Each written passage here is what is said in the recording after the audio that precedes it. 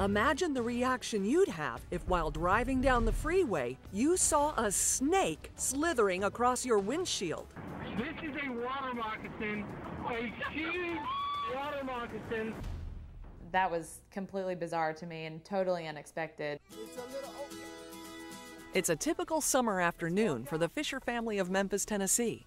Parents Rachel and Tony are in their car with their 3 small children, having just left Rachel's parents' home.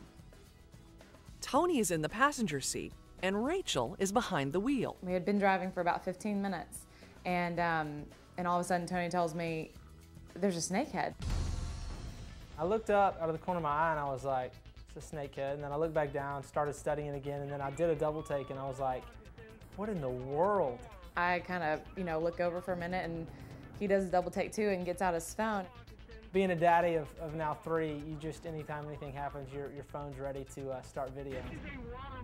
And we watched this snake come out from in front of him on the passenger side and start rearing up in front of him and sliding across our windshield wipers and then over to my side. And before they know it, a 4.5-foot rat snake turns their regular routine into a terrifying adventure.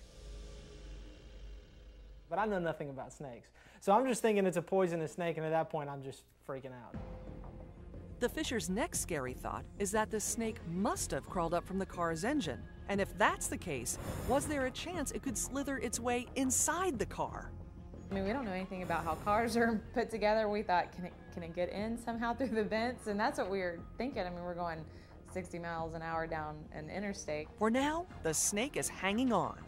It stays on there for like over 2 minutes. I mean, we didn't see how it was gonna fall off, how we were gonna make it get off, and I kept thinking, how are we gonna park? How are we gonna get out of the car? How are we gonna, get the kids out of the car? Are we gonna have to sling it and then run away from it? Because at this point, we still think it's poisonous. The rat snake is not poisonous, but of course the Fishers don't know that, and it doesn't make their experience any less creepy. When it started to crawl down my door, it just gave me the willies. I didn't really think about doing anything other than continue to drive. You're not thinking about slamming the brakes at 60 miles an hour, pulling off to the side of the road and trying to get it off, on the median so that it can live. That's not what you're thinking about. You're thinking about your family's safety, which is exactly what we were thinking about. The snake falls off the driver's side mirror onto the road, never to be seen again by the Fishers. Tony shows the video to a few amazed friends and then posts it online. Insane.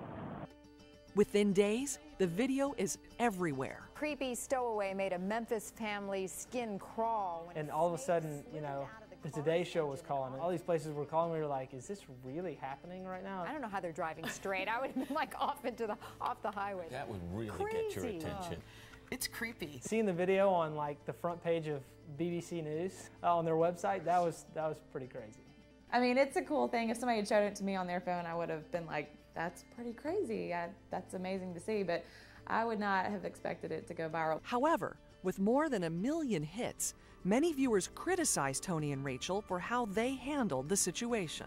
From the YouTube community, we've heard some just hateful comments, and that was probably the most surprising thing of the whole experience of the snake on the car video. We weren't out to kill a snake that day. We were just driving, and that's what happened to us. Their 3 small children seated in the back missed the entire ordeal.